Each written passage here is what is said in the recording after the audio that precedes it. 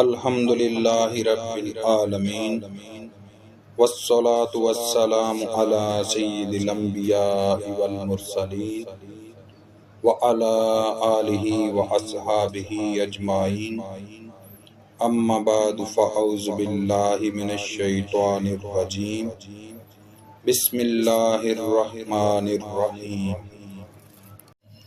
اللہم فاطر السماوات والارض عالم الغیب والشہادہ لا الہ الا انت رب کل شیء وملیکہ اعوذ بک من شر نفسی ومن شر الشیطان وشرکی وَأَنْ أَقْتَرِفَ عَلَى نَفْسِي سُوءًا أَوْ أَجُرَّهُ إِلَى مُسْلِمٍ۔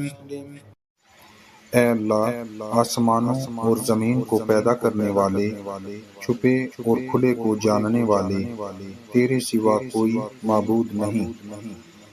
ہر چیز کا رب اور اس کا مالک ہے۔